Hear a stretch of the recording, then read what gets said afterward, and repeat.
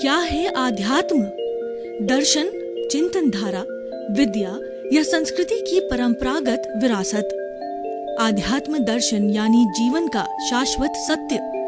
मानव जीवन से जुड़े शाश्वत सत्यों को जानिए और समझिए उपासक डॉक्टर सोहन राज तातेड़ से हमारे खास कार्यक्रम आत्मविज्ञान में। आत्मविज्ञान यानी सही दृष्टि, सही सोच। भाइयों और बहनों, मातृशक्ति को नमन। स्टूडियो में आपका हार्दिक स्वागत, अभिनंदन है, सत्कार है। हम आपको आत्मविज्ञान कार्यक्रम के अंतर्गत सही दृष्टि, सही सोच, राइट विजन, राइट थिंकिंग के अंतर्गत आपके जो दुष्परिणाम है, आपकी जो रॉन्ग बिलीफ है, आपके जो नेगेटिव थॉट्स है, उसको हम पॉजिटिव में बदलते हैं, उसको राइट बिलीफ में बदलते हैं, सही सोच में बदलते हैं। उसके लिए आपको समझाइश देते हैं। समझ को खुला करना ही दर्शन है। आपको समझा करके आपकी दिशा को सही करते हैं। इसीलिए आत्मविज्ञान कार्यक्रम साइंस ऑफ द सोल रखा गया है। और इसके केंद्र के अंदर आत्मा है। आत्मा सर्व गुण संपन्न होती है। आत्मा में कोई दोष नहीं है। इस कारण से ये गुणों का पुंज वहां से आता है और ये भीतर से आता है। तो आज हमने बहुत ही सुंदर विषय लिया है। अगर वह व्यक्ति उस विषय का पालन कर दे तो वो कोई तरह का कष्ट जीवन में उसको नहीं होगा। ये जीवन उसका सुखी बन जाएगा। आज का हमारा विषय है अकर्ता भाव। बहुत ही सुंदर विषय है। हम अगर गीता की बात करें तो गीता में कहा गया है कि निष्काम कर्म करो। निष्काम कर्म का अर्थ होता है कि कर्म करते रहो। और हमारे मन वचन काया है, एक सेकंड भी कर्म किए बिना नहीं रह सकते। व्यक्ति को कर्म करना पड़ेगा। व्यक्ति पूर्व जन्म के अंदर कर्म अर्जित करके आया है, कॉजेज डाल के आया है, बीज डाल करके आया है, तो उसको कर्म फल उसको मिलेगा ही, उसका उदय होगा ही, उसको प्रारब्ध मिलेगा ही। वो बिना किए कुछ नहीं रह सकता। उसको हर क्षण कुछ न कुछ करना पड़ेगा। देखिए, हम रात में नींद लेते हैं तो भी सपने आते रहते हैं। ये सपने भी एक तरह का विचार है। उस वक्त के अंदर मन हमारा एक्टिव हो जाता है, हमारा चेतन मन सो जाता है और अर्ध चेतन मन हमारा अवचेतन मन है, वो जो कि हमारा ल्यूमिनस बॉडी है और हमारा जो तेज शरीर है वह काम करता रहता है। यानी जीवन से मृत्यु तक का जो जीवन काल है उसके अंदर व्यक्ति कभी ऐसा क्षण नहीं आता है कि मन वचन काया में से किसी न किसकी प्रवृत्ति न करे। यानी जब हम कर्म को करना है, कर्म करना ही पड़ेगा। तो हमें गीता में भगवान कृष्ण ने कहा कि तुम्हें कर्म करना ही पड़ेगा, तो तुम निष्काम कर्म करो। निष्काम करने का मतलब है काम करते रहो, फल की इच्छा मत करो। तुम्हारे को कोई थकान नहीं आएगी। आपने बड़ा डिवोशन और डेडिकेशन के साथ में कार्य किया, नियमों को मान करके कार्य किया, नैतिकता से कार्य किया, अच्छा कार्य किया, किसी को दुख न देने वाला कार्य किया। सर्व जो है भूतेषु संयम अहिंसा, सभी जीवों के प्रति संयम की भावना करके कार्य किया। लेकिन उसके बाद आप चाहते हो वह आपको निष्पत्ति न मिली, आपको रिजल्ट न मिला, तो आपने तो कार्य किया, फल की इच्छा की नहीं थी। अब आपको फल अच्छा मिले, थोड़ा मिले, ज्यादा मिले, इच्छा अनुसार न मिले, तो हमने इच्छा की नहीं थी। यही निष्काम कर्म है कि फल तुम्हारे हाथ में नहीं है, कर्म करना तुम्हारे हाथ में है। देखिए, एक स्टूडेंट जो है खूब पढ़ाई करता है, साल भर पढ़ाई करता रहता है, लेकिन जब परीक्षा का समय आता है, पेपर भी हल्का होता है, तो सारी चीज उसकी याद की वाश हो जाती है और वह अच्छा मार्क्स लेके नहीं आ पाता है, क्योंकि उसका उस वक्त बुद्धि नहीं चली, उसको याद नहीं आया। उसने कार्य अच्छा किया था पर उसको जो है फल नहीं मिला, तो उसको परेशान होने की जरूरत नहीं है।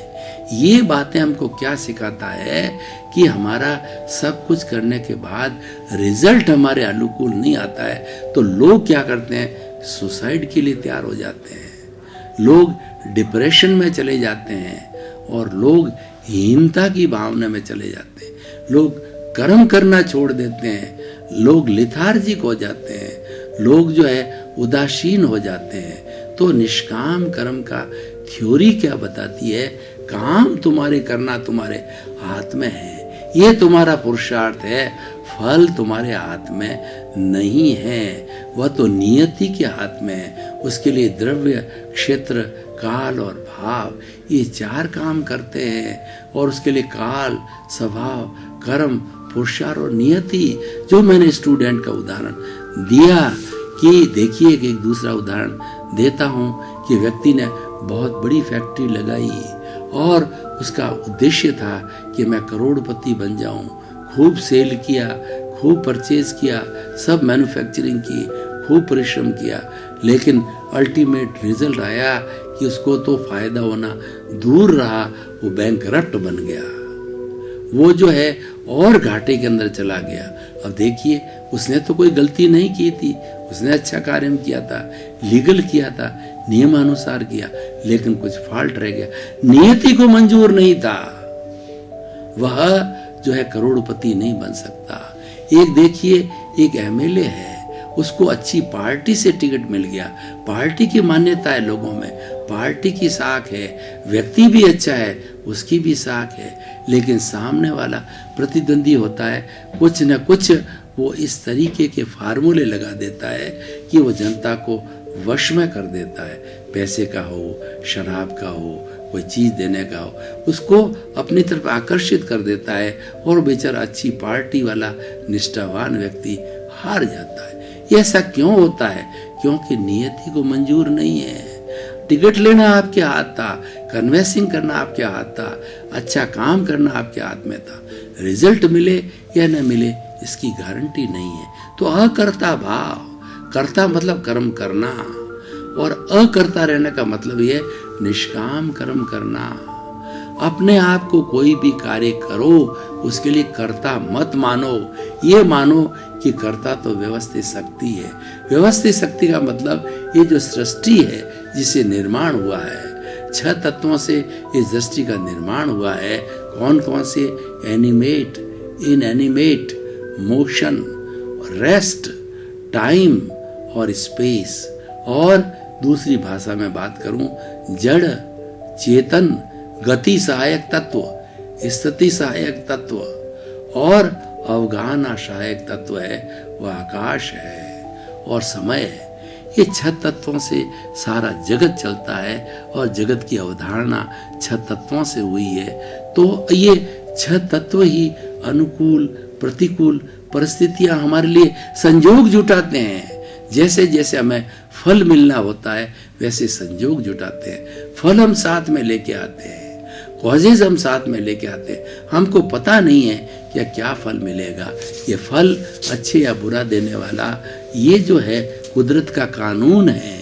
यही इसको कहते हैं कि हमारा scientific circumstantial evidences, scientific circumstantial evidences, संजोग कहा जाता है कि कर्ता व्यवस्थित शक्ति बोलते हैं इसको, वो व्यवस्थित शक्ति है। मैं तो कर्ता हो ही नहीं सकता। कोई भी काम करो तो काम कहना ये काम मैंने नहीं किया है, ये काम इस शरीर ने किया है और मैं तो कर्ता हो ही नहीं सकता और कर्ता होने की मेरे में कोई योग्यता नहीं है। तो इसलिए कर्ता भाव आएगा ही नहीं। अकर्ता भाव से काम करोगे तो आपको कोई भी एडवर्स सर्कमस्टांसेस आ गई तो आप उसमें अनबैलेंस नहीं होंगे, आप उसमें दुखी नहीं होंगे। और दूसरा हमारा दार्शनिक पक्ष ये है कि दुनिया में जो कर्मों का बंधन होता है सब कर्ता भाव से होता है। मैंने घर बनाया, मैंने बच्चों का पालन पोषण किया, मैंने धन कमाया, मैं इतना बड़ा विद्वान हूँ, मेरे इतना बड़ा बंगला है, मैं इतना बड़ा मिनिस्टर हूँ और मैं इतनी पुस्तकों लिखने वाला हूँ, मैं अच्छा वक्ता हूँ, मैं बहुत अच्छा बोलने वाला हूँ, मैं अच्छा संगीतकार हूँ, मैंने किया, मैं और मेरा, मेरा घर, मेरा परिवार, मेरी पत्नी, मेरे बच्चे, मेरे बेटे, मेरा बैंक बैलेंस, मेरी ज्वेलरी, मैं पूरा जीवन भर ये चक्र चलता रहता है। उसको ही जीवात्मा कहते हैं, जो इस इंद्रिय सुख के बाहर नहीं जाता, जिसके पास ज्ञान नहीं होता है, वो अज्ञानी होता है और वो कर्ता भाव से काम करता है। ये कर्ता भाव ही कर्म बंधन का कारण है, ये कर्ता भाव ही अज्ञान है। जब व्यक्ति को ज्ञान हो जाता है तब वो कहता है मैं तो अकर्ता हूं। वो ये हमेशा यही बोलेगा, ये सोहन राज तातेड़ रूपी शरीर ने, इस पुतले ने ये कार्य किया, इस पुतले ने इतने प्रवचन दिए, इस पुतले ने इतनी पुस्तकें लिखी, ये पुतला जो है कुलपति बना, ये पुतला प्रोफेसर बना, ये शरीर करता है। तो जो कोई भी आप जो है वह परिचय दो, ये शरीर ने किया, ये धन शरीर ने कमाया, मैंने नहीं कमाया, क्योंकि मैं तो शरीर से अलग हूं। वह भेद विज्ञान है, मैं शरीर नहीं हूं, मैं तो आत्मा हूं। शरीर तो जड़ है, मैं तो चेतन हूं। शरीर नाशवान है, मैं तो अजर हूं, मैं तो अमर हूं। शरीर तो जाने वाला है, मैं कभी नहीं जाने वाली, मैं तो त्रैकालिक हूं, मैं अलग हूं, मैं तो ज्ञाता हूं, मैं तो दृष्टा हूं, मैं तो देखने वाला हूं, मैं तो जानने वाला हूं। इससे भिन्न हो, इस शरीर में हम दोनों रहते हैं। ये जड़ भी रहता है शरीर, और चेतन भी रहता है। ये जड़ हमारा पड़ोसी है, ये पीछे से कॉज लेके आया, इसी ने किए है, इसी कारण जो है ये इसको भुगत रहा है। ये करने वाला है, ये भुगतने वाला है, ये कर रहा है और मैं तो देख रहा हूं। दो तरह की प्रवृत्ति होती है, ज्ञाता और दृष्टा। देखिए, आप फर्स्ट फ्लोर पे खड़े हैं और नीचे बच्चे खेल रहे हैं। बच्चे अलग हैं, आप अलग हैं। आप तो उन बच्चों के खेल को जानने वाले हो, देखने वाले हो। तो ये सोहन राज का मन वचन काया रूपी जो पीछे से लेकर आया है, वो जन्म से मृत्यु तक करता रहेगा।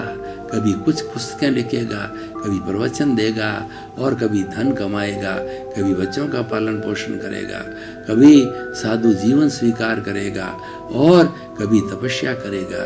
तो ये करने वाला ये है, क्योंकि ये पीछे से लेके आया है, इसका उदय भाव है, ये प्रारब्ध है, और ये होगा। ये तो हो रहा है और मैं कर रहा हूं। क्या कर रहा हूं? मैं ज्ञाता दृष्टा भावना में रहता हूं, मैं प्रज्ञा के साथ रहता हूं, मैं संभाव में रहता हूं, मैं संवर में रहता हूं, हर वक्त ज्ञाता दृष्टा रहता हूं। तो वह जो है मेरा पुरुषार्थ है। ये कर रहा हूं वो पुरुषार्थ नहीं है। हम क्या कहते हैं कि मैंने देखिए पुरुषार्थ करके इतनी बड़ी फैक्ट्री खड़ी कर दी। तो भैया, आप अगर खड़ी कर सकते हो तो एक दूसरी फैक्ट्री और खड़ी करो, कि वो तो नहीं होती। तो कर सकते हो तो आप जो है, आपके मन में तो लालसा है 10 करोड़ कमाने की, आपने 1 करोड़ ही कैसे कमाया? आप तो चाहते हो कि भाई बीमार नहीं पड़ूं, तो बीमार कैसे पड़ते हो? आप तो चाहते हो कि मुझे दुख नहीं हो, दुख क्यों आता है? आप तो चाहते हो कि पत्नी का मेरे कभी वियोग न हो, क्योंकि अच्छी पत्नी है, तो वियोग क्यों होता है? आप तो चाहते हो कि घर हमेशा मेरा रहे, लेकिन कई बार बैंक करप्ट हो जाते हो, तो उस घर को बैंक ले जाती है। तो आप उसको क्यों नहीं रोक पा रहे हो? क्योंकि आप करता नहीं हो। कर्ता तो व्यवस्थित शक्ति है।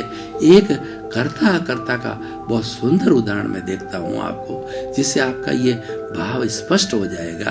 आपको एक अच्छी चाय बनानी है। अच्छी चाय बनाने के लिए दूध चाहिए, पानी चाहिए, मसाला चाहिए, चीनी चाहिए, उकालने के लिए अग्नि चाहिए, उसको 4-5 बार उकाला लेने के लिए आपका हाथ चाहिए।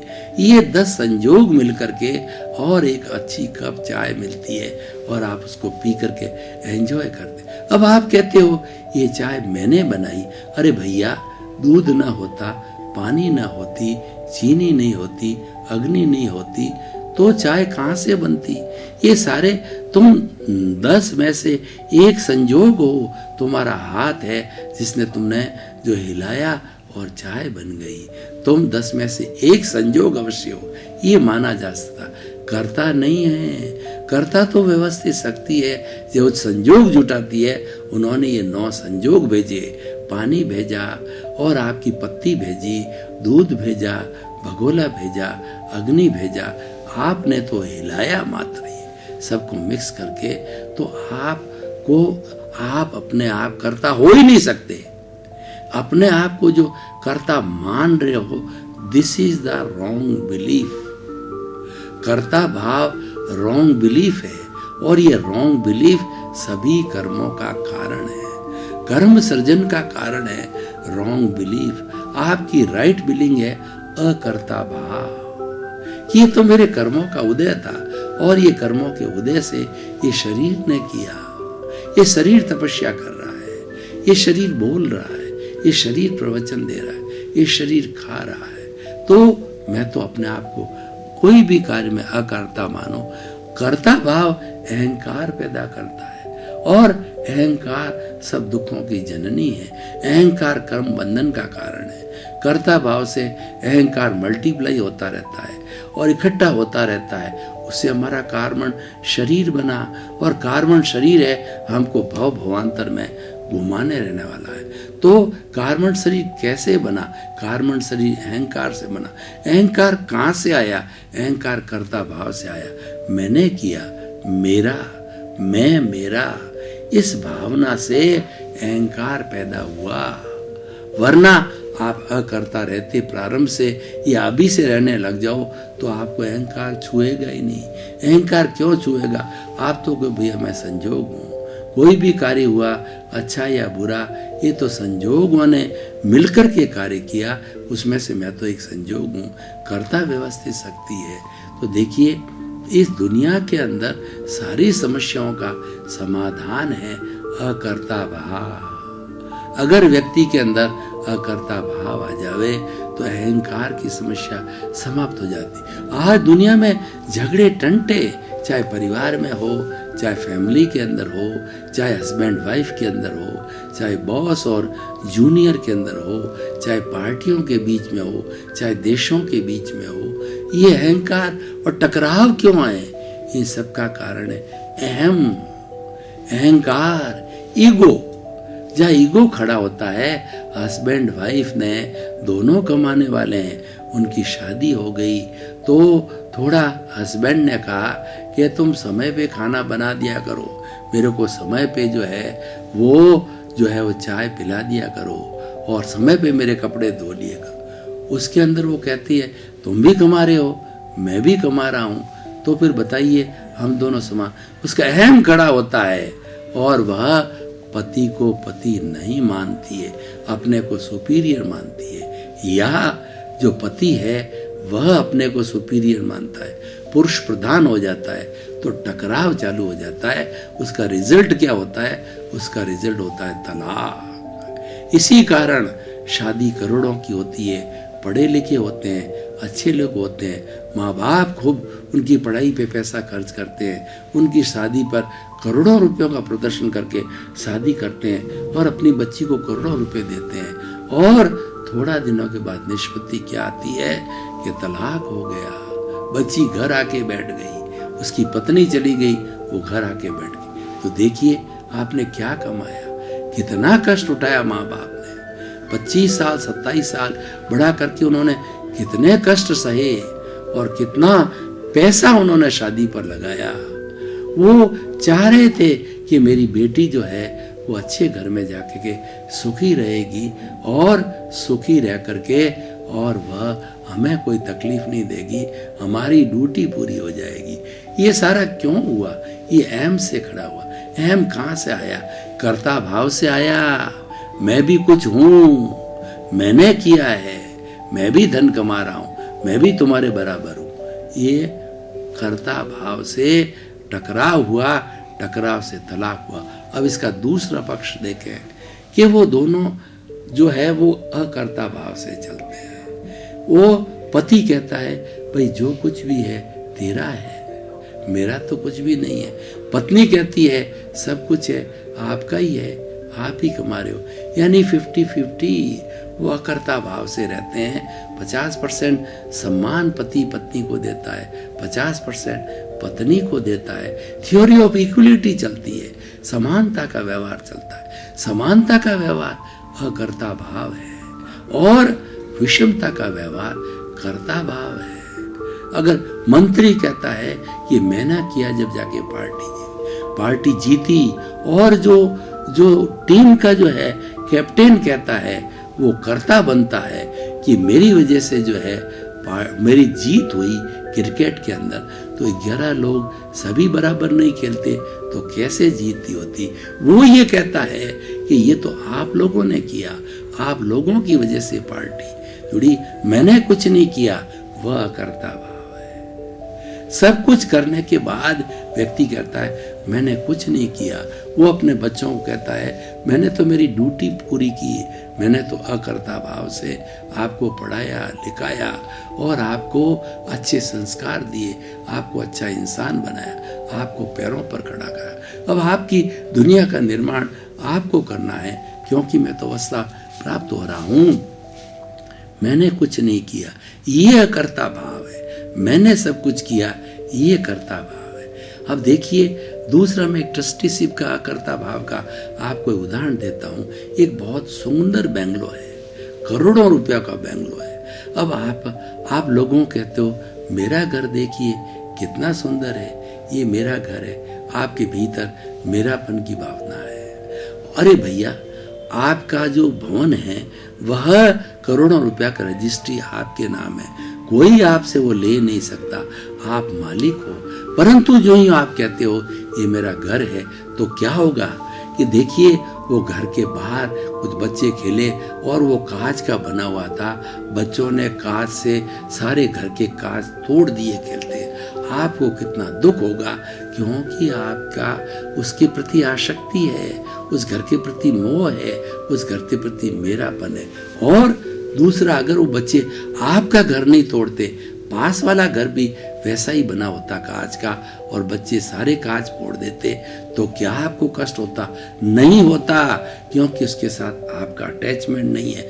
आपका अटैचमेंट तो आपके घर के साथ है, आपकी फैमिली के साथ है, आपके शरीर के साथ है। इसीलिए तो ये आपका ये कर्ता भाव बना, और आप उस पर अकर्ता भाव करते हो कि मैं तो इस घर का चौकीदार हूं, मैं तो इस घर का ट्रस्टी हूं, ये घर मेरी निश्चय में है, ये घर मेरे पोजेशन में। जिंदगी भर यही भाव रखते हो कि ये प्रॉपर्टी मेरी निश्चय में है, क्योंकि आपके पुण्योदय से प्राप्त हो गई है। आपको संरक्षण करना है, बच्चों को बांट करके देना है, या लोगों का परोपकार करने के लिए डोनेशन देना है, तो मैं इसका ट्रस्टी हूँ।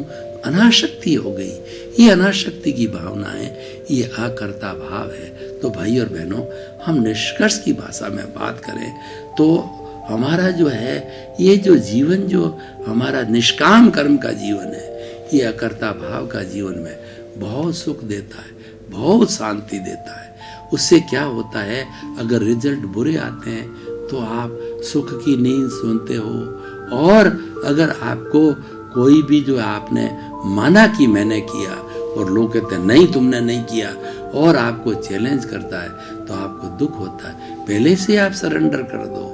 मुझे कई लोग पूछते हैं कि आप जो है धारा प्रवाह इतने प्रवचन देते हो। मैंने कहा भैया मैं तो अकर्ता हूँ, मैं तो टैप रिकॉर्डर हूँ। मेरे गुरुजी यहाँ आकर के बैठ जाते हैं। मैं जब कभी भी प्रारंभ करता हूँ एपिसोड, तो प्रणाम करके गुरु को प्रणाम करता हूँ। गुरु मेरी विनय श्रद्धा को देख करके यहाँ आकर के आज्ञा चक्र के ऊपर दर्शन केंद्र पर बैठ जाते हैं। उनके भाव है, उनकी भाषा है, उनकी शैली है, उनका प्रवचन है। मैं तो एक टैप रिकॉर्डर हूँ। भाई और बहनों, आपका बहुत बहुत धन्यवाद।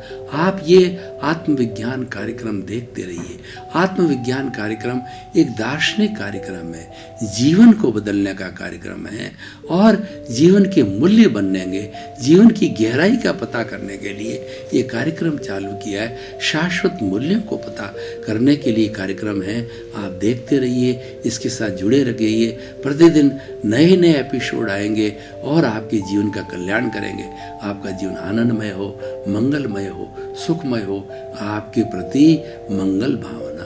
आत्मविज्ञान में आत्मविज्ञान यानी सही दृष्टि, सही सोच।